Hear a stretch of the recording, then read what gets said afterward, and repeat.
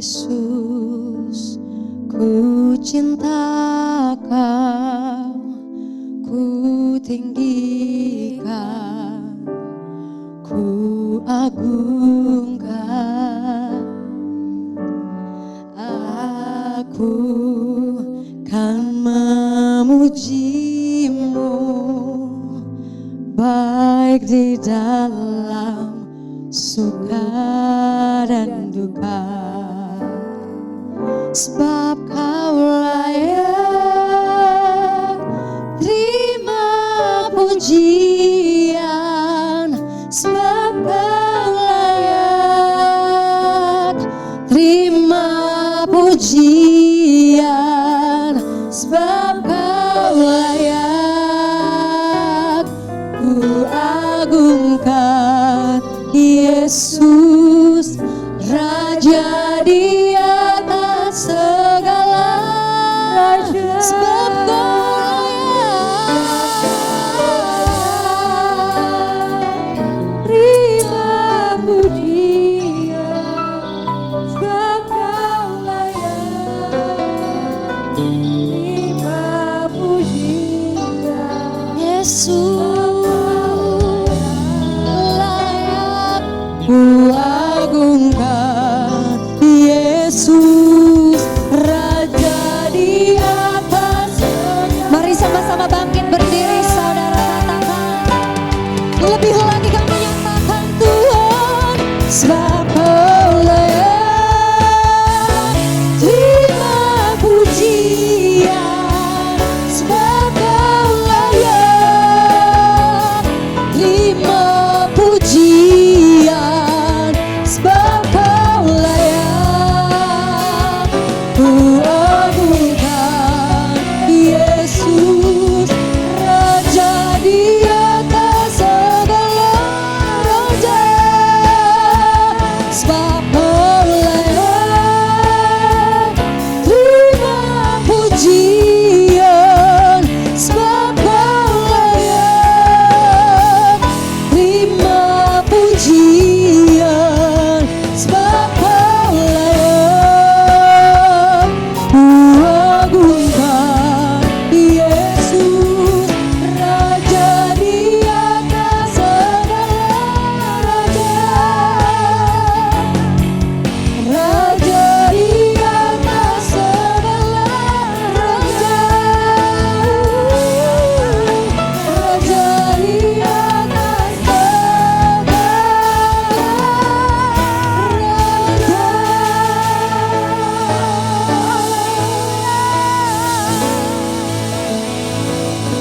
Terima kasih Tuhan Yesus. Kaulah Raja di atas segala raja, Engkau bertahta atas hidup kami, berkuasa. Oleh karena itu Tuhan Yesus, Engkau yang tuntun langkah-langkah hidup kami. Biarlah kami Tuhan masuk dalam segala kegenapan rencana-Mu Tuhan Yesus. Tidak ada kami yang gagal, tidak ada kami yang patah, tidak ada kami yang putus harap. Kami percaya rencana Tuhan selalu baik bagi kami. Terima kasih Tuhan Yesus, di dalam nama-Mu kami siap diberkati dengan firman-Mu yang siap sama-sama kita katakan. Amin, amin, haleluya. Silakan duduk Bapak Ibu Saudaraku, shalom. Nama saya Julita Manik, saya diberkati dengan suami dan 3 orang anak. Anak kami 2 sudah bekerja, 1 masih mau menyelesaikan studi, dan bersama suami kami mengembalakan jemaat di GBI daerah Jakarta Pusat. Terima kasih untuk kesempatan yang hari ini diberikan, dan saya hari ini mau sharing firman Tuhan kepada Bapak Ibu Saudara tentang, karena ini adalah tahun kebangkitan dan tahun kemenangan, amin. Jadi judul sharing firman Tuhan pada siang hari ini adalah Win the Race, ya, menangkan perlombaan. Karena kalau dikatakan bangkit berarti kita ada dalam posisi yang lebih rendah sebelumnya, amin. Kalau enggak bagaimana mau bangkit, ya. Mungkin Bapak Ibu Saudara sedang ada dalam pergumulan, tapi Tuhan mau kita bangkit. Dan kalau dikatakan ini adalah tahun kemenangan, tidak ada perlombaan, ya. Kemenangan itu harus ada perlombaan, ya. Dalam peperangan harus terjadi peperangan dulu baru terjadi kemenangan. Nah, kita ambil dari prinsip yang ada di Alkitab, karena kita tahu bahwa Alkitab itu tidak ada satu titik pun yang bisa berganti, ya, tidak ada satu kata pun yang bisa berlalu. Jadi prinsip-prinsip yang ada di firman Tuhan itu adalah prinsip yang abadi, Mengerti, katakan amin. Kalau Bapak Ibu Saudara sekolah, kuliah, kita belajar tentang prinsip fisika ya, prinsip apa, ilmu-ilmu ekonomi, ilmu-ilmu kedokteran, ada banyak ngalami pembaharuan, bahkan ada yang kemudian ditinggalkan karena ada yang lebih baik. Tapi kalau firman Tuhan enggak Bapak Ibu Saudara, zaman boleh berlalu tapi firman Tuhan tidak pernah berlalu. Nah prinsip perlombaan itu ada di Alkitab, kita lihat dalam Ibrani pasal 2, judul perikopnya adalah nasihat supaya bertekun dalam iman. Yuk kita baca ayat pertama 1, 2, 3. Karena kita mempunyai banyak saksi bagaikan awan yang mengelilingi kita, marilah kita menanggalkan semua beban dan dosa yang begitu merintangi kita dan berlomba dengan tekun dalam perlombaan yang diwajibkan bagi kita. Kenapakah harus menang? Karena selalu ada perlombaan dalam hidup kita. Bahkan di sini dikatakan perlombaan yang diwajibkan. Kalau diwajibkan bisa ngelak nggak? Bisa ngeles nggak? Nggak bisa. Jadi kalau namanya perlombaan diwajibkan harus terjadi dalam hidup kita. Nah perlombaan ini tentunya bukan perlombaan olahraga ya. Kita belajar tentang analoginya di sini atau fondasi daripada prinsip firman-Nya. Jadi perlombaan ini harus ada. Makanya Bapak Ibu Saudara dalam hidup kita ada perlombaan ya. Perlombaan itu mungkin dalam pergumulan yang hari sedang dialami, ada yang sedang bergumul tentang studi, ada yang bergumul tentang pekerjaan, ada yang bergumul dalam pelayanan, ada yang bergumul dalam bisnis. Semua kita punya pergumulan. Ada yang bergumul dalam hubungan. Ya, apalagi dalam firman Tuhan dikatakan pada akhir zaman hati bapa kembali kepada anaknya, hati anak kembali kepada bapaknya. Kenapa kembali? Karena sebelumnya pergi. Amin. Kenapa sebelumnya pergi? Berarti terjadi masalah. Nah ini yang kadang-kadang jemaat gak ngerti, berkatnya diterima tapi marah waktu terjadi. Loh kenapa ya anak saya ini ngalamin seperti ini? Saya kan hamba Tuhan, sudah besarkan dia dari kecil dengan firman Tuhan. Saya jemaat Tuhan yang setia, kenapa harus terjadi? Ya bisa jadi dari pengaruh-pengaruh luar, keadaan yang lain. Tapi itu sudah diketahui firman Tuhan. Cuman kita tahu masalah itu tidak selamanya akan ada. Karena dalam hubungan, dalam keluarga, hati anak kembali kepada bapa, hati bapa kembali kepada anak. Berarti ada kemenangan. Kalau belum terjadi masih berlomba, pasti akan ada garis finish. Setuju, katakan amin. Perlombaan yang diwajibkan dan ini memang di Ibrani pasal 12 ayat 1 ini seperti sebuah pemandangan perlombaan. Karena ada di sana saksi bagaikan awan yang mengelilingi kita. Jadi seperti supporter. Bagaikan awan ya, saudara gak bisa menjamahnya. Saudara nggak bisa memegangnya, merasakannya, itu seperti apa? Orang-orang yang lebih dulu dari kita yang sudah mendahului kita. Ya, bahkan mungkin orang-orang yang ada di Alkitab, ya, pahlawan-pahlawan iman yang dulu pernah juga bertanding dan sudah menang. Amin. Mereka itu bagaikan supporter, ya memang kita nggak dengar suaranya, kita nggak bisa melihatnya, tapi mereka itu seperti yang memberi semangat dalam gelanggang pertandingan. Ayo sedikit lagi, ayo jangan menyerah, ayo terus maju. Ya, jadi saudara nggak sendirian, plus Tuhan yang selalu bersama kita. Dan dikatakan di sini kalau berlomba itu harus tanggalkan semua beban dan dosa. Dosa itu sudah pasti beban. Dalam perlombaan, gak mungkin menang kalau ada dosa. Makanya kalau sudah ikut Tuhan, mengikut Tuhan sungguh-sungguh jangan main-main lagi dengan dosa. Tapi ada juga beban lain yang mungkin bukan tipis sekali ya. Tidak seperti kita melakukan kejahatan atau dosa, tapi apa? Ketidakpercayaan, amin. Keputusasaan. Iman yang mulai berkurang, itu kan jadi beban dalam hidup kita untuk kita terus bertanding. Kalau saudara perhatikan peperangan ya. Peperangan raja-raja di kerajaan Yehuda, karena kerajaan Yehuda yang lebih, raja-rajanya lebih ada yang percaya kepada Tuhan. Itu ada yang berkata begini, karena melihat belum terjadi kemenangan, untuk apa lagi kami berharap kepada Tuhan. Itu ada loh statement itu. Tapi banyak juga terjadi, firman Tuhan berkata sekalipun engkau kecil, melawan yang kuat, engkau bisa menang. Karena yang memberi kemenangan adalah Tuhan. Ya saudaraku ya, jadi jangan lagi ada beban. Kita lihat atlet-atlet nih ya kalau bertanding, coba tuh atlet lari. Bahkan didesain sedemikian rupa supaya sepatunya itu gak memberi beban buat dia.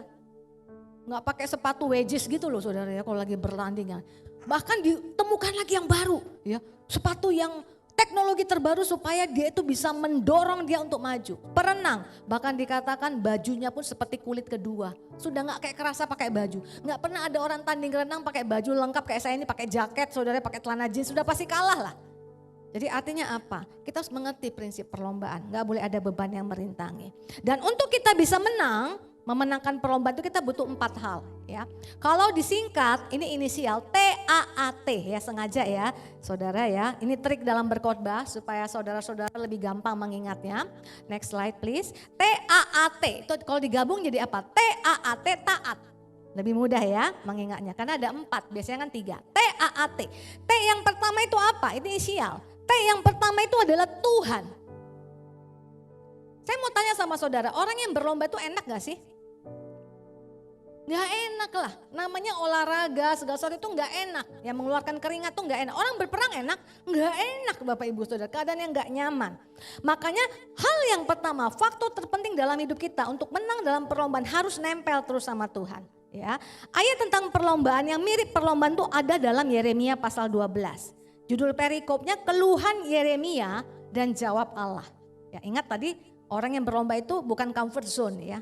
Pasti nggak nyaman, ada keluhan di sana. Ayat 5 berkata begini, jika engkau telah berlari dengan orang berjalan kaki. Kan ini seperti orang berlomba. Satu lari, satunya lagi sparring partnernya jalan kaki. Dan engkau telah dilelahkan, bagaimanakah engkau hendak berpacu melawan kuda? Nah, saudara tangkap dulu ini sebelum kita masuk, kenapa Tuhan ngomong begini. Kalau kita dalam perlombaan, kita ini lari Bapak Ibu Saudara. Lawan kita jalan kaki. Gampang gak menangnya? Gampang lah. Ya, ini saya bisa lihat dalam kehidupan kami sehari-hari karena suami saya kalau olahraga 5 km itu lari. Saya jalan, 5 km saya jalan. Bapak Ibu Saudara dia mau lari selambat apapun tetap kalau sama saya yang jalan kaki dia pasti menang. Dan itu gak susah. Karena kan paling enak olahraga itu jalan kaki kan Bapak Ibu Saudara ya. Bisa kardionya dapat tapi gak terlalu capek. Kalau lari itu capek. Tapi kalau lari hanya untuk menang melawan orang jalan kaki itu gampang. Tapi untuk yang segampang itu kata Tuhan kamu sudah lelah. Bagaimana kamu berpacu melawan kuda? Ini 2 jenis perlombaan yang berbeda. Kalau berpacu melawan kuda bisa nggak Bapak Ibu Saudara? Bisa menang nggak? Nggak bisa menang. Daya kuda itu sama dengan mesin. Ya, mesin mobil, mesin motor ya. Nggak mungkin menang. Tapi saudara tangkap di sini Tuhan itu mau kita menang. Punya spirit pemenang. Dan ingat di sini bahwa Tuhan nggak mau kita hanya tanding yang kelas lawan orang jalan kaki.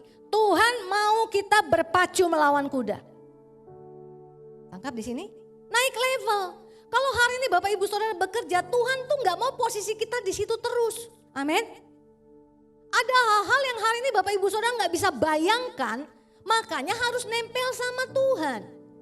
Kalau nempel sama Tuhan, bahkan nanti ketika kita nengok ke belakang kita bingung. Kok bisa saya dibawa sampai seperti ini? Makanya faktor yang pertama itu TAAT Tuhan itu adalah yang penting. Dan intinya apa? Jangan ngeluh. Ya, kemudian Tuhan lanjutkan dan jika di negeri yang damai engkau tidak merasa tentram, apakah yang akan kau perbuat di hutan belukar sungai Yordan? Perbandingan kalau di negeri yang damai saja kamu itu udah susah. Gimana kalau nanti keadaan yang lebih jelek dari sini? Kenapa seperti ini? Karena Yeremia ini ngeluh Bapak Ibu Saudara. Ada nubuatan yang harus disampaikan kepada orang Israel bahwa mereka akan masuk ke pembuangan Babilonia. Dan ini berat, gak ada yang percaya. Gak ada yang percaya Bapak Ibu Saudara. Bangsa pilihan Allah kok jadi jajahan. Jadi dia ngeluh sama Tuhan untuk nyampaikannya susah. Nah waktu dia ngomong ini sudah ada di pembuangan gak Bapak Ibu Saudara? Belum. Masih negeri yang tentram. Sudah susah, gimana nanti di keadaan sana? Amin. Tapi apakah niatan Tuhan jahat kalau mau bawa kita ke dalam gelanggang perlombaan? Tidak ada niatan jahat. Karena ingat tadi kalau tidak ada perlombaan tidak ada kemenangan, tidak ada medali, amin, tidak ada mahkota. Tuhan bukan jahat kalau bawa kita berpacu melawan kuda. Justru di negeri-negeri Babilonia inilah muncul nama Daniel, muncul nama Sadrah, Mesah, Abednego. Amin saudaraku. Muncul nama-nama orang yang luar biasa, Ratu Esther Bapak Ibu Saudara. Muncul orang-orang yang walaupun dijajah tapi memberi pengaruh. Satu-satunya raja yang akhirnya mau dibawa ke pembuangan namanya Raja Yoyakin. Raja yang terakhir tercatat di kerajaan Yehuda. Yoyakim nggak percaya, Zedekia nggak percaya, Yoyakin, ya, anaknya Yoyakim, mirip-mirip ya namanya, akhirnya mau dibawa ke pembuangan seperti orang kalahan. Tapi kalau Bapak Ibu Saudara di Alkitab digital lebih gampang, ketik saja 37. Karena cuma dia yang dimention seperti itu. 3 spasi 10 spasi 7. Firman Tuhan berkata, orang yang dibawa ke pembuangan sebagai budak tawanan, 37 tahun kemudian raja yang sedang berkuasa di sana mengangkat dia bahkan lebih daripada semua raja-raja yang ada dalam jajahan negeri itu. Makan semeja dengan raja. Memang hanya sekedar sekelumit itu Bapak Ibu Saudara. Gak diceritakan kenapa. Gak seperti kisah Daniel, Sadrak, Mesak, Abednego. Tapi yang jelas endingnya daripada Raja Yoyakin bukan orang kalahan. Yang mengerti katakan amin. Dia waktu dibawa ke sana nggak pernah membayangkan mungkin dibawa dengan diborgol, dirantai, ya, malu, ya, merasa kalah. Dia tidak pernah membayangkan bahwa suatu ketika dia diangkat bahkan lebih dari semua raja-raja yang hebat yang ada di sana. Itulah kalau mengikut Tuhan. Makanya Tuhan itu harus jadi coach. Kalau dalam pertandingan, ya coach. Yang nuntun, yang ngasih tahu. Kalau kita baca kitab Ibrani tentang pertandingan tadi, Ibrani pasal 12 lanjutannya ayat 2, ya tadi kan suruh bahwa perlombaan itu diwajibkan. Di bawahnya dikatakan ayat 2, marilah kita melakukannya. Melakukan apa? Slide berikutnya, melakukan perlombaan dengan mata yang tertuju kepada Yesus. Ya. Karena perlombaan itu pasti berat Bapak Ibu Saudara. Dengan mata yang tertuju kepada Yesus yang memimpin kita dalam iman dan yang membawa iman kita itu kepada kesempurnaan. Coach itu ikut lomba gak Bapak Ibu Saudara? Dia gak ikut lomba, tapi dia paling tahu.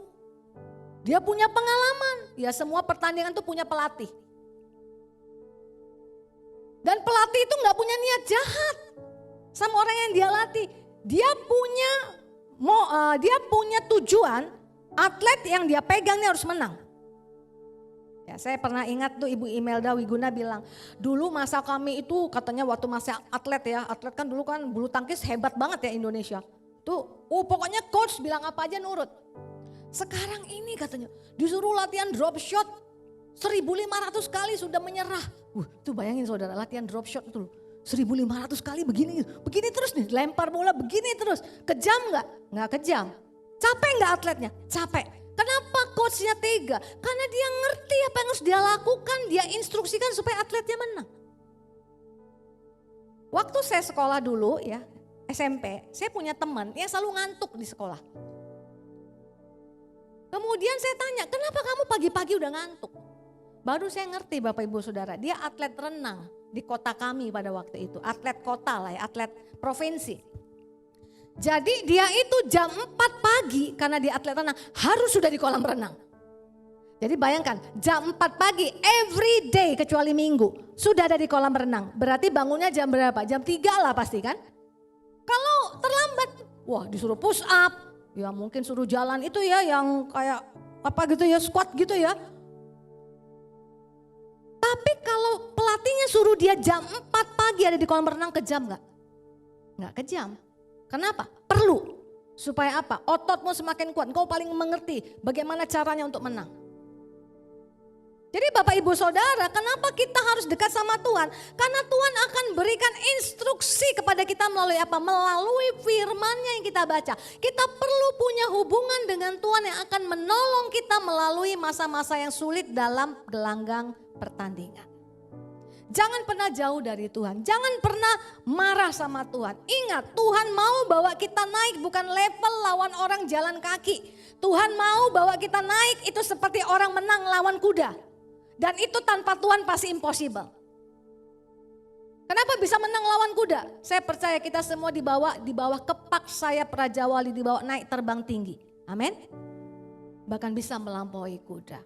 Jadi kita perlu Tuhan. Oleh karena itu jangan seperti Yeremia ngeluh Bapak Ibu Saudara. Firman Tuhan dalam Mazmur 119 ayat 164 berkata begini. 7 kali dalam sehari aku memuji-muji engkau karena hukum-hukummu yang adil. Artinya apa? Perintah Tuhan itu adil sekalipun kita melihat segala sesuatu tidak adil dalam hidup kita. 7 kali dalam sehari. Bagikan, kurangi 24 jam, waktu tidur 8 jam. Katakan 8 jam. Tinggal 16 jam. Bapak Ibu Saudara punya waktu 16 jam. Katakanlah 14 jam ya biar lebih gampang. 14 jam bagi 7. Berapa jam sekali Bapak Ibu Saudara harus bersyukur? 2 jam sekali. Dan percayalah dalam 2 jam itu banyak persoalan yang akan menghadang Bapak Ibu Saudara. Yang membuat kita harus tetap ngelihat Tuhan. Karena kalau orang bersyukur itu kan nengok ke Tuhan kan. Terima kasih Tuhan kau baik. Dia dipaksa untuk ngelihat ke Tuhan. Kenapa Daud kalau ada persoalan tulis lagu?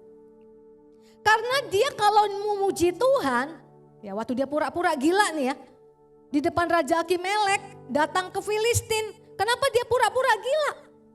Karena itu negerinya Goliat Bapak Ibu Saudara. Goliat dia kalahkan. Bayangkan tuh semua rakyat Filistin bencinya setengah mati sama Daud. Datang jadi pelarian, minta suaka politik ke sana. Wah, Bapak Ibu Saudara, suaka politik itu kan orang lemah ya. Minta perlindungan, orang lemah itu yang minta perlindungan. Apa enggak jadi sarapan ini bagi semua orang Filistin. Dia ketakutan, dia pura-pura, dia really ketakutan. Dia tulis sampai 2 lagu, Mazmur 34 dan Mazmur 56. Jemaat kami pernah ada yang sangat ketakutan menghadapi partner bisnisnya. Jadi dia bilang gini, Bapak Gembala boleh enggak saya ini mau meeting dengan partner saya. Dia udah terintimidasi sekali, ada satu persoalan yang berat.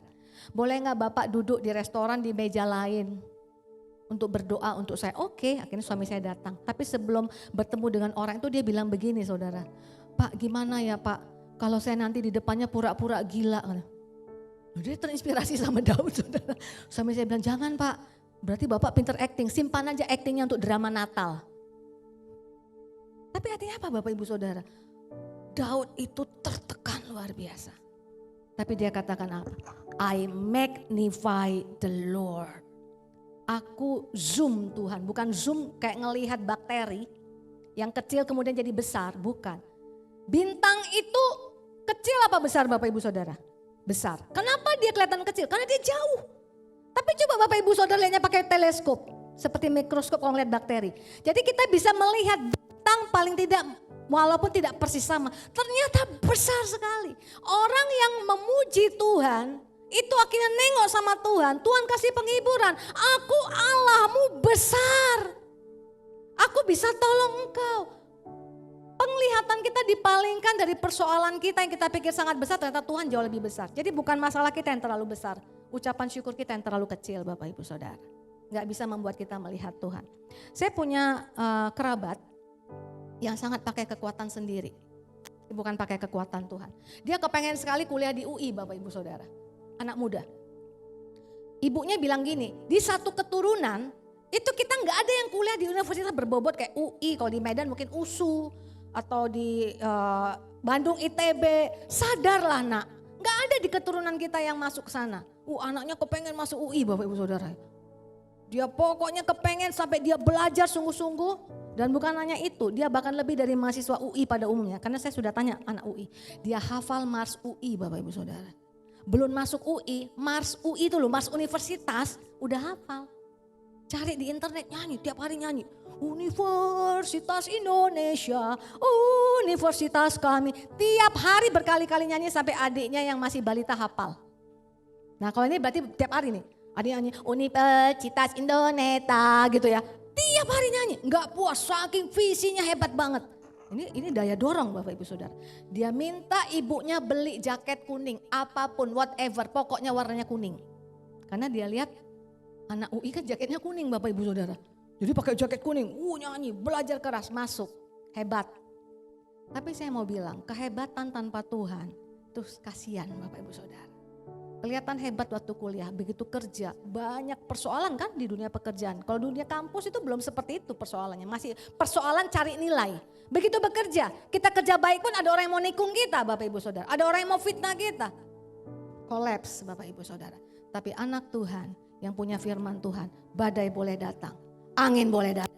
Tapi batu karang yang teguh itu, fondasi kita untuk tetap teguh berdiri. Jadi jangan jauh dari Tuhan, T yang pertama. A yang kedua adalah apa yang di tanganmu, bukan yang di tangan orang. Amin.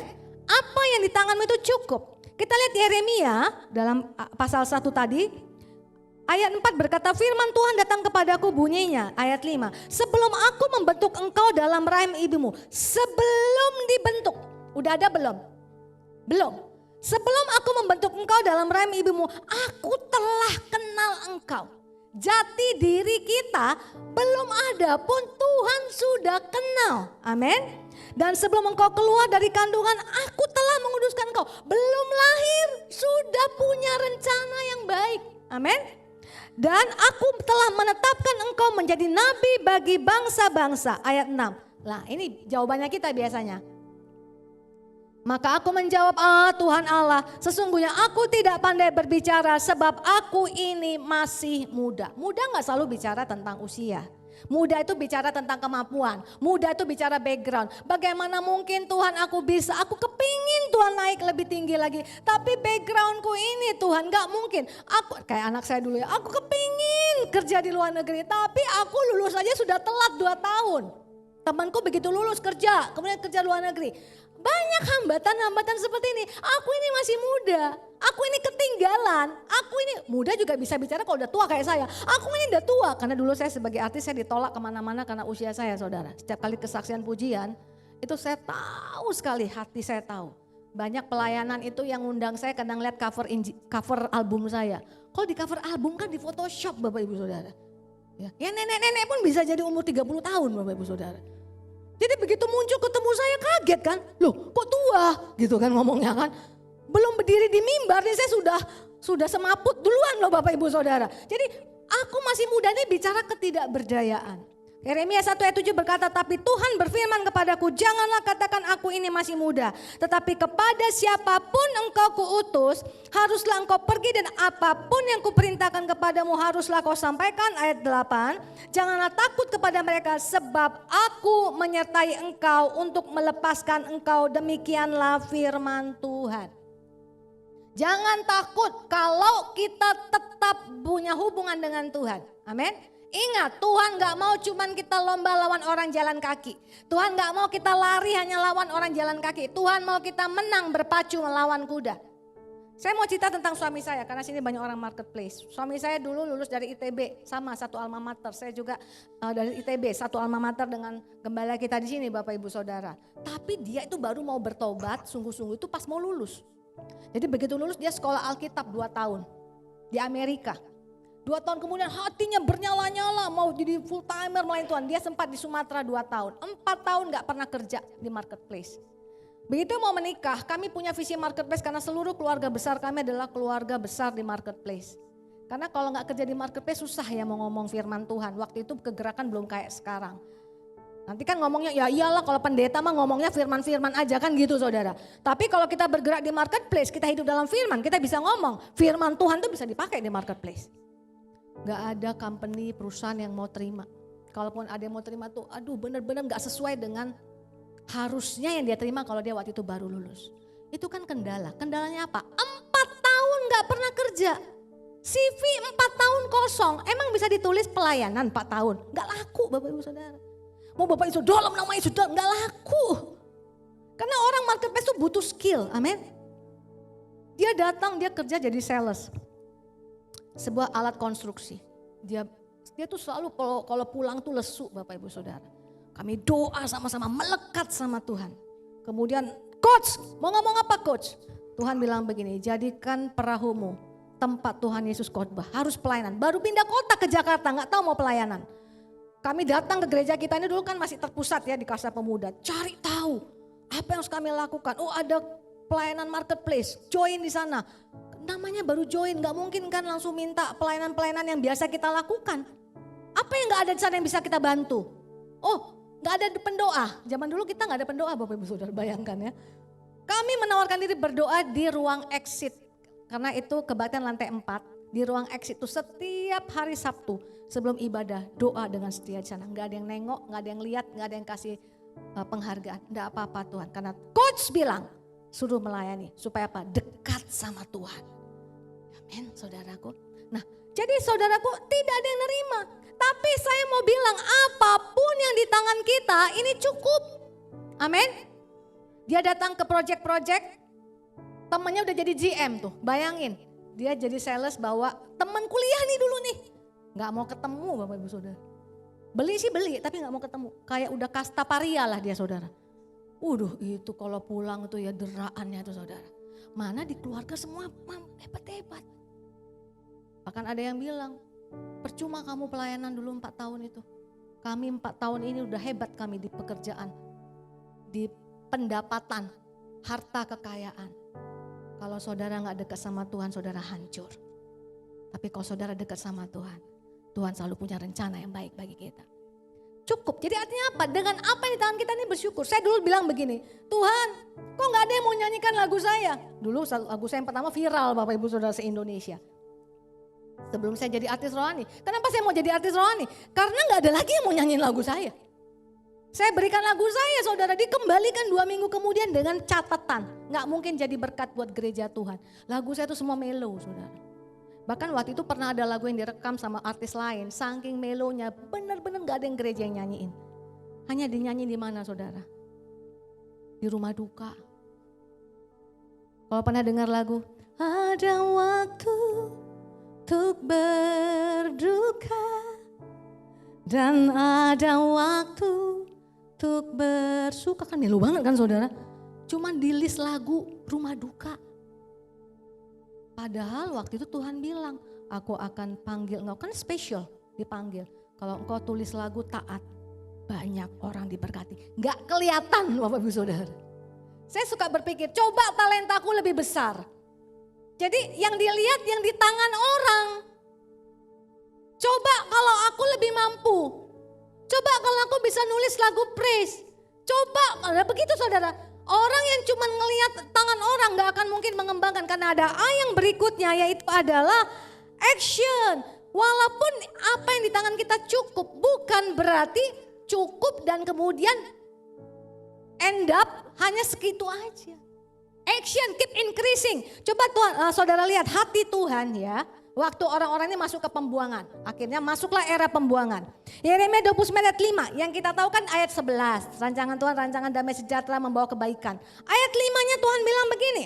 Ini di negeri Babilonia. Dirikanlah rumah untuk kamu diami. Buatlah kebun untuk kamu nikmati hasilnya. Ambillah istri untuk memperanakan anak laki-laki dan perempuan. Ambilkanlah istri bagi anakmu laki-laki. Dan carikanlah suami bagi anakmu perempuan. Supaya mereka melahirkan anak laki-laki dan perempuan. Agar di sana, nah ini tujuannya. Kamu sama-sama kita ucapkan bertambah banyak dan jangan berkurang.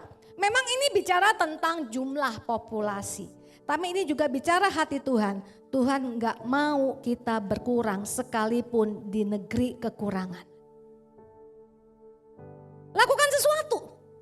Suami saya waktu itu sales saudara ya. Dan hamba Tuhan. Jadi gak ada tuh main under table gak ada saudara. Target tercapai tapi pas sekali. Gak pernah spektakuler. Rasanya udah gak mungkin kan. Tahun demi berlalu udah gak akan mungkin nih. Kepengen seperti orang lain tuh kayaknya udah jauh sekali saudara. Waktu itu ada kesempatan sekolah lagi. Ini namanya action. Ditawarin sekolah lagi. Sambil kerja sekolah lagi. Ambil MBA. Waktu itu MBA lagi ngetop. Justru karena sekolah inilah saudara. Dengan susah payah dilakukan. Kami bukan hidup mewah-mewah. Saya hamil anak pertama saya saudara. Saya dari keluarga menengah. Saya ngerti itu apa namanya berkecukupan. Tapi saya harus mencukupkan diri apa yang dipunya suami saya. Saya hamil anak pertama. Itu baju yang kami beli buat anak kami itu cari di mall yang udah sale-nya udah 70% menuju 80, kalau udah gak laku udah gak tahu taruh di mana saudara. Yang udah bukan di rak lagi, di bak tuh saudara, tahu kan yang di bak-bak yang di tengah-tengah itu loh. Begitu saudara. Tapi anehnya kalau nempel sama Tuhan tuh ada selalu damai sejahtera walaupun gak banyak duit. Walaupun setiap bulan itu udah potong perpuluhan, potong persembahan, potong uang bensin, gak banyak lagi sisanya. Saya ingat waktu itu kalau suami saya gak berani ngidam Bapak Ibu Saudara. Ada sih keinginan, gak berani, gak tega. Kalaupun sekali-kalinya saya kepengen makan mie goreng gitu ya dibeli. Kami makan sebungkus berdua, bukan karena romantis, bukan jauh dari itu. Karena uangnya gak cukup kalau beli masing-masing satu, boros. Saudara, tapi justru itulah awal ya saudara. Ketika suami saya akhirnya pindah dari sales masuk ke perusahaan research. Waduh juga struggle, ngerasa gak perform, merasa gabut, mau menyerah. Masuk perusahaan lagi satu lagi, perusahaan Eropa. Ngerasa gak perform, merasa gak bisa memberikan impresi yang baik kepada atasan. Gajinya dolar tapi pas. Tapi itulah awal awan sekepal tangan bagi kami. Gajinya dolar tapi pas saudara, maksudnya bukan berlebih-lebih. Dolar naik Bapak Ibu Saudara, ingat gak masalah itu? Dari 2.500 naik. Sampai satu titik dalam 1 bulan kan naik tuh berkali-kali. Semua udah dipatok rupiah. Waktu akhir bulan mau gajian, ternyata Bapak Ibu Saudara manajemen tuh lupa ngubah. Gaji suami saya masih dolar, yang lain sudah rupiah. Suamiku sendiri seorangan wae yang masih dolar. Jadi kalau di kurs ya namanya perusahaan Eropa ya saudara. Maaf lupa, nggak ada gitu saudara ya. Pokoknya nggak ada hitam atas putih, terima harus dolar. Saudara naik itu kalau nggak salah bawa take home pay-nya 5 kali lipat. Nangis saudara suami saya sampai bukan dari, terima kasih Tuhan, haleluya terjadi terobosan. Dia ngomong gini, kalau bulan depan pun manajemen kan sadar nih balik nih kan. Cuman sekali doang, nggak apa-apa Tuhan. Itu awan sekepal tangan konfirmasi bahwa Tuhan take care kehidupan kami. Langsung dia tanya dong sama istri masa muda, bukan istri muda ya, istri masa muda. Dari masa susah, mau makan apa sayang? Langsung saya sebut nama sebuah restoran ribs paling terkenal di Jakarta. Yang satu piringnya tuh mahal saudara, karena saya pikir nanti gak bisa makan tuh lagi. Tony Romas, saudara. Waktu itu paling ngetop ya, datang ke Tony Romas kan saya kan hamil tua gitu saudara. Ibu porsi berapa? Yang setengah? Dia pikir kan saya pasti minta tong. Yang penuh, full slab. Karena saya pikir bulan depan gak bisa makan lagi. Tapi itulah awalnya saudara. At the end, terus waktu berlalu, suami saya bahkan kemudian perusahaan itu gak jadi perusahaan research lagi, jadi perusahaan corporate finance, banking. Jadi head of rep office di sana. Coba tuh bayangkan. Kejadiannya gak sebentar. Tapi itu yang namanya tanding lawan kuda, seluruh keluarga bisa melihat. Siapa kami saudara? Nothing. Nobody. Tapi Tuhannya kuat. Tuhan Bapak Ibu Saudara kuat. Tapi jangan pernah nuntut sama Tuhan kalau gak pernah nempel sama Tuhan. Amin. Loncat satu ayat, Pengkhotbah 9 ayat 11, ini ayat bagus tentang perlombaan. Lagi aku melihat di bawah matahari bahwa kemenangan perlombaan bukan untuk yang cepat. Orang pikir cepat baru bisa menang kan. Ini orang paling bijak yang pernah ada di muka bumi bilang, kemenangan perlombaan bukan untuk yang cepat dan keunggulan perjuangan bukan untuk yang kuat. Yang kuat bisa unggul enggak? Bisa. Yang mengamati siapa? Salomo, orang paling wise yang ada di muka bumi. Gak cepat bisa menang? Bisa. Juga roti bukan untuk yang berhikmat, kekayaan bukan untuk yang cerdas. So-so, gak sehebat orang lain. IPK-nya gak tembus 3,5. Di bawah 3,5. Tuhan bilang, bisa kaya gak? Bisa saudara. Karunia bukan untuk yang cendik-cendikia, karena ini yang penting. Waktu dan nasib dialami mereka semua. Nasib ini bukan nasib terima nasib, chance, kesempatan ya. Waktunya datang, kayak suami saya tadi. Ada kesempatan mau belajar, harus susah payah belajar lagi ilmu yang berbeda, mau diambil apa enggak? Saudara dapat kesempatan mungkin harus dimutasi ke satu tempat ya. Kemudian kita ngerasa, kayaknya aku ngalami penurunan seperti Yusuf, mau diambil apa tidak? Seringkali kita nggak mengerti, kita hanya ngomel-ngomel sama Tuhan, kita nggak tahu yang diberikan kepada kita itu sebenarnya waktu dan kesempatan. Nggak diambil, jangan-jangan nggak ada waktu dan kesempatan yang lain. Nah saya mau cerita tentang lagu yang saya buat. Orang banyak ngomong tentang lagu saya itu nggak bagus. Saya pun bilang lagu saya nggak bagus. Dulu saya singer di departemen musik gereja ini ada 500 orang, ada worship leader, ada singers dan ada pemain musik. Sebulan sekali kami ngumpul di sebuah gereja cabang di Jakarta Pusat kalau saya nggak salah. Nah suatu ketika leaders kami waktu itu Pak Weler Kauntu ngomong begini, semua tim praise and worship harus bisa nulis lagu, dikasih PR. Ayatnya diberikan, bulan depan dikirim, dikumpulkan. Tulis di kertas not angka, bulan depan dikumpulkan. Yang harus nulis siapa? 500 orang anggota praise and worship. Saya dapat ini saudara, saya kerjakan. Nah, saya mau bilang sama saudara, orang yang biasa menunjukkan pandangannya kepada Tuhan akan lebih mudah bagi saudara mendengarkan perintah dari atasan saudara. Akan mudah bagi saudara untuk patuh dan taat kepada gembala saudara. Amin saudara. Saya kerjakan bulan depan, saya tanya sama teman saya, udah kumpulin belum? Buat belum? Gak ada yang buat, padahal saya udah bawa nih, udah bagus rapi, pakai penggaris tulis not angkanya. Gak ada yang buat saudara. Kemudian saya berharap, ini orangnya gak ada ya. loop ya ternyata ya. Boleh ada satu orang di sini.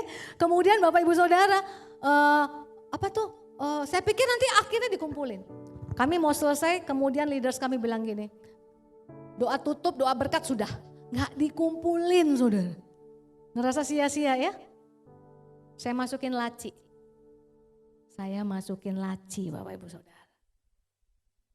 Waktunya diambil, kesempatannya diambil, tapi sia-sia. Tapi apa yang terjadi? Ada seorang teman saya yang mau rekaman, kurang lagunya.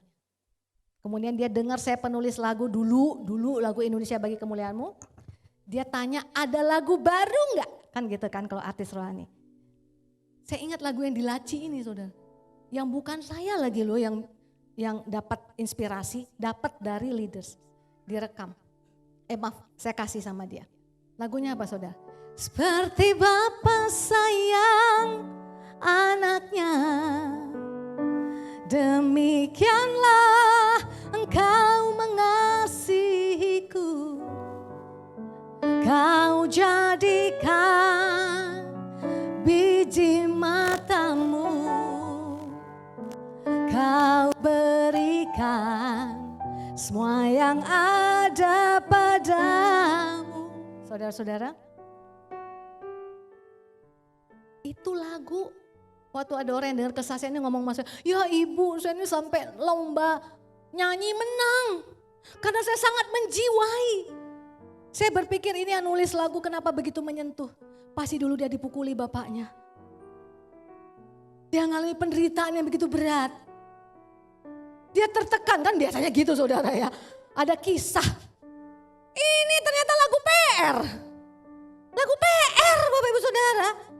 Lagu PR.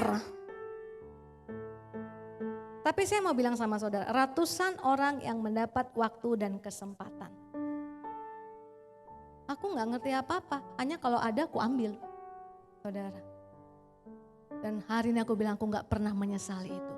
Saya berdoa supaya lagu ini jadi lagu himne, lagu abadi. Karena setiap kali ada acara-acara tentang hati Bapa ini lagu pasti keluar saudara. Dan ayat yang lebih luar biasa dalam Mazmur 103:13 berkata, seperti seorang Bapa, itu yang ayat diberi kepada kami, yang sayang kepada anak-anaknya, begitulah Tuhan sayang kepada orang-orang yang takut akan Dia. Ayat lanjutannya lebih powerful, karena Dia tahu, Dia ingat kita ini debu.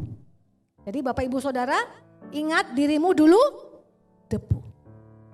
Tuhan tahu kemampuan kita gak seberapa. Tuhan tahu kita gak mungkin saudara, Tuhan tahu. Tapi sebagai seorang Bapa kepada anaknya, Dia tuntun langkah demi langkah sampai kita menjadi menang. Ayat yang terakhir saudara, tekun.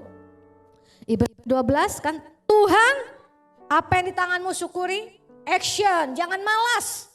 Ya, kalau Tuhan kasih kesempatan belajar lagi, jangan malas, lakukan. Kalau Tuhan lakukan, suruh lakukan, kerjakan dengan rajin pekerjaanmu, lakukan dengan rajin, action.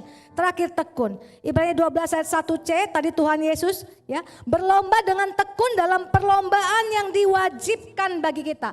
Role model tekun itu Tuhan Yesus. Bagaimana supaya kita tekun? Ibrani 12 ayat 2b berkata, ini tentang Tuhan Yesus yang dengan mengabaikan kehinaan, tekun memikul salib ganti sukacita yang disediakan bagi Dia yang sekarang duduk di sebelah kanan tahta Allah. Tekun itu kalau gini, apa sukacita Tuhan Yesus? Kenapa Dia tekun pikul salib? Dia lihat Anda dan saya. Tekun itu nggak bisa kalau cuma lihat diri sendiri Bapak Ibu Saudara, kita akan gampang give up. Tekun itu kalau kita tahu kita bisa jadi berkat buat orang lain, maka kita akan terus mau ada di situ. Suami saya dulu dalam masa proses saudara, aduh itu udah berkali-kali mau menyerah. Dia bilang begini, alangkah indahnya kalau aku hari ini dipanggil Tuhan.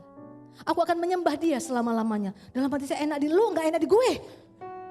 Aku jadi janda, waktu itu anakku 2, ibu rumah tangga. Kok enak banget ya? Tapi kemudian ada lanjutannya, tapi aku gak menyerah karena aku lihat istriku dan anakku. Jadi kalau lihat orang lain gak gampang nyerah. Saudara tahu gak waktu saya tuh ngalami jalan buntu, gak ada yang mau rekam lagu, gak ada yang mau bikin album pun gak bisa terbuka jalan. Saya tersungkur di kaki Tuhan, saya bilang begini, aku gak minta apa-apa Tuhan. Tapi aku hanya kepingin aku bisa bersaksi di depan banyak orang bahwa Allah kalau berjanji pasti menepati. Mataku kutujukan ke orang lain, saudara, bukan aku. Kalau lihat aku udah nyerah, Bapak Ibu Saudara. Gereja yang kami layani kecil. Bukan gereja yang punya koneksi bisa ngangkat kita ke mimbar-mimbar dan lebih tinggi. Enggak ada sama sekali. Tapi waktu itu Tuhan coach aku ngomong, layani ini gereja kecil ini dengan setia. Anak-anak muda yang gak seberapa, saudara. Layani dengan setia. Coachku ngomong seperti itu. Syukuri apa yang ada padamu. Tetap lakukan dengan segenap kekuatanmu. Saudara, saya punya album pun gak terjadi apa-apa. Saya pelayanan kemana-mana banyak ditolak. Apalagi kalau orang tanya gini, gerejanya berapa orang, Bu? Wih, begitu ngomong 100-an langsung orang melempem semua ngeliat saya, Bapak Ibu Saudara. Gak ada yang hebat dari diri orang ini. Lagunya sudah lagu lama, orangnya sudah tua, gerejanya gak banyak jemaatnya. Tapi saya mau bilang, jangan lihat yang di tangan orang, kerjakan yang di tanganmu. Saudara, saya udah gak pikir mungkin yang namanya berpacu melawan kuda. Segala background saya itu gak mendukung. Satu ketika, ada satu tawaran pelayanan. Di sebuah kota, ternyata jemaatnya besar sekali. Dan kali ini pelayanan khotbah. Kesaksian artis rohani dan khotbah. Tahu gak saudara kenapa saya bisa dapat kesempatan di sana?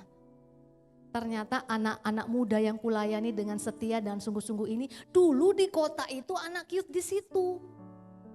Kemudian mau buat acara kebangunan rohani atau acara untuk anak youth lah supaya bangkit. Tanya sama anak youth yang sudah merantau di Jakarta, tahu nggak ada artis rohani yang bisa ngomong khotbah di pemuda? Ya dia mikir saya lah, saudara, yang dia lihat hidupnya, dia tahu artis rohani, dia tahu saya bikin lagu, saudara. Padahal sebelumnya saya udah pernah diundang di situ, saudara, nggak diundang lagi, bahkan khotbah saya dikoreksi, Bapak Ibu Saudara. Udah nggak ada harapan, no hope saya, saudara, no hope. Tapi kali ini diundang lagi beda. Ngomong sama anak youthnya semangat. Kemudian ditaruh di cabang lainnya diberkati. Dan sampai sekarang, saudara, Tuhan membuktikan. Ini mungkin tahun ke-15, 16, 17 saya khotbah, saudara. Bayangkan, gak ada sesuatu yang hebat di background saya, saudara. Yang di tangan saya ini orang suka bilang, lagunya gak kayak lagu disebut nama penulis lagu yang sering saya dengar. Tapi benar Tuhan buktikan, jalan sama Tuhan bisa berpacu melawan kuda. Hari ini apapun persoalan Bapak Ibu Saudara, ingat Tuhan kita itu setia. Amin. Mari kita tunduk di hadapan Tuhan.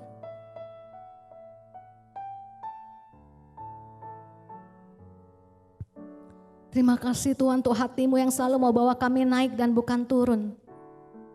Oleh sebab itu kami mau menang Tuhan, bukan hanya menang melawan orang berjalan kaki Tuhan. Tapi kami mau menang Tuhan berpacu melawan kuda ya Tuhan. Supaya kami bisa ceritakan perkara-perkara besar. Coach kami Tuhan sendiri. Yang sudah merasakan semuanya apa yang kami alami. Paling tahu untuk nuntun langkah kami. Bahwa kami untuk selalu melihat Engkau Tuhan. Bahwa kami untuk taat setia Tuhan. Bersyukur untuk apa yang kami punya Tuhan. Bekerja keras. Setiap kali ada waktu dan kesempatan. Dan kami tekun karena kami tahu. Di depan kami ada orang-orang yang membutuhkan kesaksian demi kesaksian. Bahwa Tuhan itu gak pernah gagal. Tuhan gak pernah berdusta. Tuhan selalu menginginkan yang baik dalam hidup kami. Tuhan gak mau kami berkurang. Sekalipun keadaan kami kelihatan berkurang hari-hari ini. Dengan sayapmu ku akan terbang tinggi. Di tengah badai hidup ku tak menyerah. Kau kekuatan dan perlindungan bagiku. Pertolonganmu ya Tuhan. Pertolongan di tempat maha tinggi. Di tempat maha tinggi. Ku angkat tanganku. Berserah, kau ku nantikan, kau yang ku sembah, Yesusku, Rajaku. Dengan sayap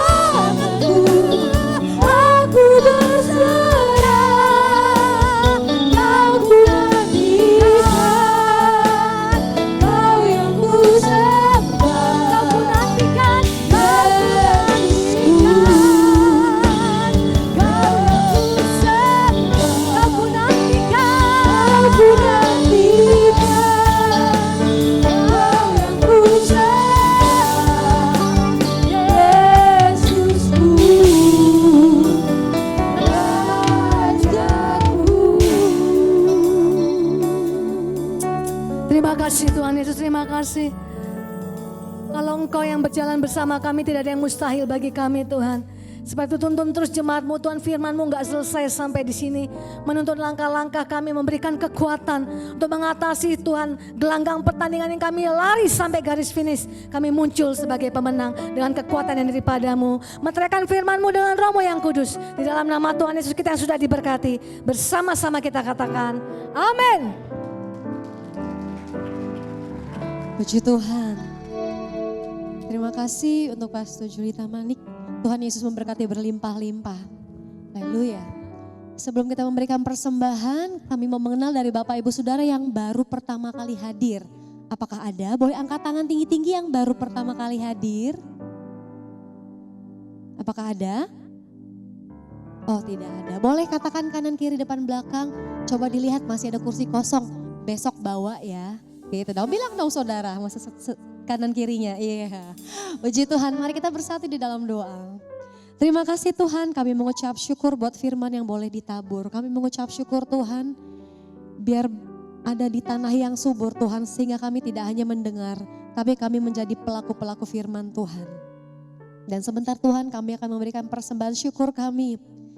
Biar terus yang terbaik kami persembahkan karena kami mengasihi Engkau. Di dalam nama Yesus yang siap memberikan yang terbaik, sama-sama katakan, amin. Ini saatnya kita mendengarkan LPG News.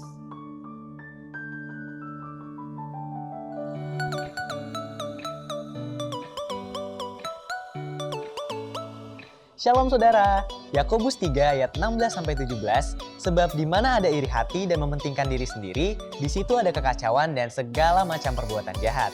Tetapi hikmat yang dari atas adalah pertama-tama murni, selanjutnya pendamai, peramah, penurut, penuh belas kasihan dan buah-buah yang baik, tidak memihak dan tidak munafik. Bersama saya Revan, kita saksikan LPG News minggu ini.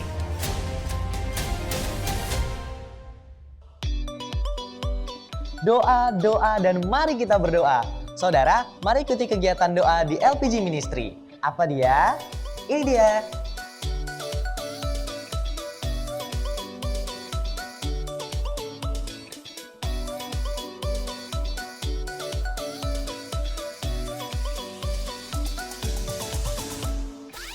Saudara dan saudariku, kalau saudara lihat di depan halaman gereja kita sudah membuka counter ibadah. Di sana akan ada para hamba Tuhan yang melayani saudara. Saudara bisa mendapatkan informasi yang berhubungan dengan Pool, Community of Love, OTA, Orang Tua Asuh, dan pelayanan pastoral. Nah, apa saja sih pelayanan pastoral? Saudara bisa lihat di layar.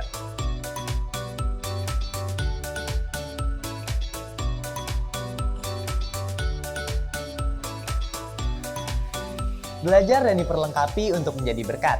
Bapak, Ibu, Saudara, ayo kita ikuti Bible Study. Khusus bulan Juli, kita akan mengadakannya di tanggal 12 Juli, 26 Juli. Ayo bergabung. Saudara juga bisa mengikuti media sosial kami yakni YouTube, Instagram, dan Facebook. Bahkan saudara bisa diberkati melalui renungan harian yang update setiap hari. Berikut informasinya.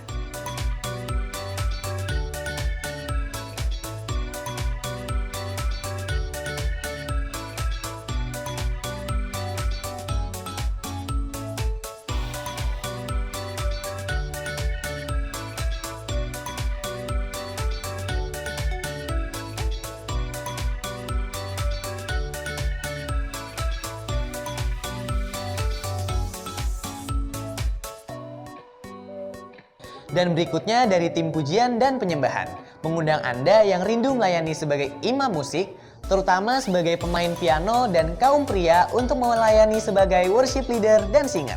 Ayo jangan sungkan untuk menghubungi Kak Berry. Ini juga info yang luar biasa. Bagi saudara yang rindu melayani anak-anak dan remaja, kami membuka kesempatan melayani guru sekolah minggu, pembina JC atau Junior Church, pemusik, dan content creator. Saudara bisa menghubungi Kak Esther atau bisa datang ke counter ibadah kami. Untuk info YDJ, Young Disciple of Jesus, kita akan mengadakan ibadah setiap hari Sabtu. Setiap 1 bulan 2 kali. Khusus di bulan Juli, kita mengadakannya di tanggal 22 Juli. Ayo anak muda, bergabung bersama kami. Seru banget loh. Oh ya, ada info juga nih. Untuk sosial media YDJ ada di Instagram yaitu @youngdjesus. Jangan lupa follow ya teman-teman. Bagi Bapak Ibu yang ingin memberikan persembahan, saudara bisa memberikan melalui QR atau transfer ke nomor rekening yang ada di layar saudara. Selamat memberi!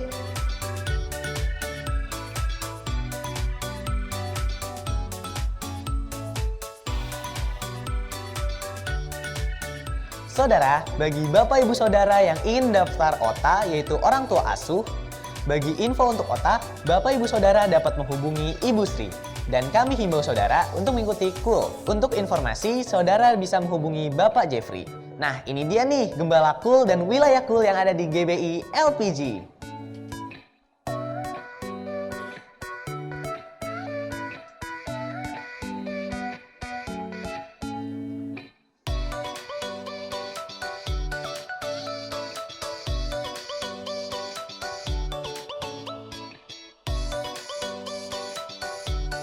Untuk pengumuman tambahan, saudara bisa melihatnya di layar. Saudara dan saudariku, kembali kita mengadakan doa malam ceria. Selasa 18 Juli 2023 pukul 20.00 sampai dengan pukul 24.00 GBI LPG Top Floor Plaza Pondok Gede.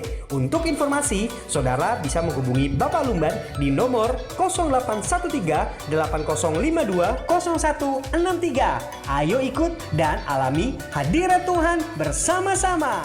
Demikian pengumuman minggu ini. God bless you. Mari Bapak Ibu kita bangkit berdiri, kita akan mengakhiri ibadah kita. Kiranya Engkau memberkati aku berlimpah-limpah dan memperluas daerahku.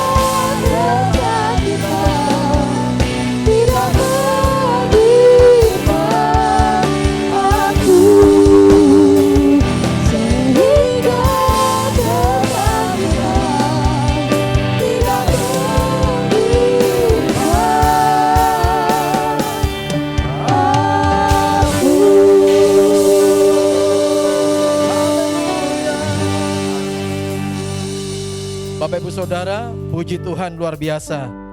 Siapa yang diberkati hari ini? Merasakan diberkati Tuhan.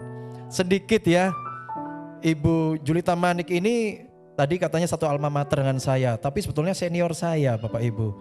Senior agak jauh ya kan, dengan suaminya menggembalakan ya, juga senior saya suaminya.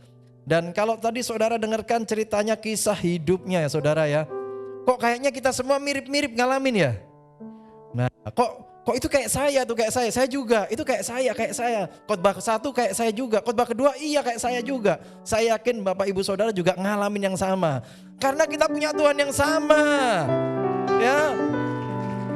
Kita dibawa masuk dalam journey yang sama, jangan takut. Kalau hari ini rasanya kayak berjalan mundur, Tuhan sebetulnya sedang bawa kita maju. Amin. Ya saudara, jangan takut. Gini jadi, tadi lihat, wah kesaksiannya kayak gitu. Aku yakin, aku pasti bisa, aku menang bersama Tuhan. Gitu ya. Jadi diberkati semua ya, bawa pulang berkat Tuhan. Bapak Ibu, yuk kita sama-sama akhir ibadah kita dengan ucapan syukur ya. Arahkan hati kepada Tuhan. Ya, kita percaya Tuhan hari ini di tengah-tengah kita, berkarya bersama kita. Biar waktu kita melangkah keluar dari tempat ini, kita gak sama seperti kita datang. Bapa dalam surga, terima kasih Tuhan untuk hari ini. Kami percaya Tuhan sedang beracara di tempat ini, di tengah-tengah kami. Hari ini hati kami dijamah, kehidupan kami dilawat sama Tuhan. Hari ini kami Tuhan yang perlu solusi, kami mendapatkan jawaban dari Tuhan. Kami yang perlu dikuatkan, kami diteguhkan, dikuatkan hari ini. Bahkan kami hari ini, yang sakit, yang lemah, kami akan dikuatkan. Yang sakit akan disembuhkan di dalam nama Tuhan Yesus. Bahkan kau mengalami, mungkin emosimu sedang sakit, pikiranmu sedang sakit, lemah, menghadapi masalah-masalah. Engkau sudah putus asa. Di dalam nama Tuhan Yesus, engkau mengalami kelepasan yang baru daripada Tuhan. Engkau mengalami lawatan Tuhan. Tuhan yang menopang, menguatkan engkau. Jangan menyerah, karena Tuhan tidak pernah menyerah buat kita. Tuhan yang akan membuat kita berhasil hari ini saudara. Hari ini Senin, Selasa, Rabu, Kamis, besok dan seterusnya, percaya tangan Tuhan menggandeng engkau, mengajak engkau berjalan bersama-sama, dan Dia akan menjauhkan engkau dari mara bahaya, menjauhkan engkau dari celaka, dari tipu daya si jahat. Pegang terus tangan Tuhan. Terima kasih Tuhan, hari ini firman-Mu luar biasa. Engkau ada di tengah-tengah kami. Terima kasih untuk hamba-Mu Ibu Julita Manik Tuhan, yang Kau kirimkan untuk menyatakan kehendak Allah, kehendak-Mu bagi kami. Kami semua diberkati. Demikian juga kami berdoa, berkati Tuhan hamba-Mu Tuhan. Berkati terus pelayanannya, berkati kehidupannya, berkati penggembalaannya, keluarganya Tuhan. Buat dia terus bersinar, buat dia terus berhasil. Dalam segala apapun dilakukan perkataan, buatan, pikirannya, mencerminkan Kristus. Biarlah Tuhan kemuliaan Kristus menyertai terus Tuhan. Berbuah-buah lebat Tuhan, berlipat kali ganda, jiwa-jiwa dijamah oleh pelayanannya Tuhan. Jiwa-jiwa ditambah-tambahkan dalam pelayanannya Tuhan. Terima kasih Tuhan, sertai terus hamba-Mu Tuhan, berkat-Mu menyertai dan melimpah atas hamba-Mu. Demikian semua jemaat Tuhan yang di sini hari ini Tuhan. Tuhan kami percaya, kami tidak sama seperti saat kami datang. Ada sesuatu yang baru Tuhan taruhkan buat kami. Jawaban-jawaban, kekuatan demi kekuatan, anugerah demi anugerah. Dan hari ini kami percaya masalah kami tidak ada apa-apanya dibanding Tuhan kami yang besar. Tidak ada yang mustahil buat Tuhan. Terima kasih Tuhan. Sertai terus gereja-Mu, berkati tempat ini Tuhan. Berkati keluarga demi keluarga, berkati suami demi suami-suami, berkati istri-istri, anak-anak, orang tua. Setiap hubungan demi hubungan Tuhan pulihkan. Tuhan perkokoh keluarga demi keluarga Tuhan. Terima kasih ya Tuhan. Biar Kristus ada di tengah-tengah setiap keluarga demi keluarga yang ada di sini ya Tuhan. Sertai terus menjadi keluarga-keluarga Kristus. Dan para hamba-hamba Tuhan turut ambil bagian dalam pelayanan hari ini. Tuhan pakai urapi kami semua. Jadikan kami semua hamba yang setia ya Tuhan. Terima kasih Tuhan. Terus melayani Tuhan dengan giat. Berkati gereja ini, berkati Pondok Gede Plaza dan sekitarnya. Kami terus berdoa untuk adanya revival, kebangkitan rohani. Lawatan Tuhan besar-besaran terjadi tempat ini Tuhan. Bahkan gereja-gereja yang ladar tempat ini semuanya mengalami lawatan Tuhan besar-besaran. Terima kasih Tuhan untuk hari ini. Dan kami akan berpisah satu dan yang lain. Kami arahkan hati kami pada Tuhan. Tangan kami terangkat. Nyatakan berkat-Mu buat kami Tuhan saat ini. Terimalah berkat Tuhan. Kiranya berkat perlindungan, anugerah demi anugerah, dan damai sejahtera yang melimpah dari Allah Bapa, kasih yang sempurna dalam Tuhan Yesus Kristus, persekutuan yang manis dengan Roh Kudus, pertolongan kuasa penghiburannya, memberkati, menyertai saudara sekalian dari saat ini hingga Yesus datang menjemput kita semua di awan permai. Dan kita semua akan bersama dengan Tuhan Yesus hingga selamanya. Mari semua percaya, sudah terima berkat Tuhan, sama-sama katakan amin, amin. Selamat hari Minggu, Tuhan Yesus memberkati. See you next week Bapak Ibu.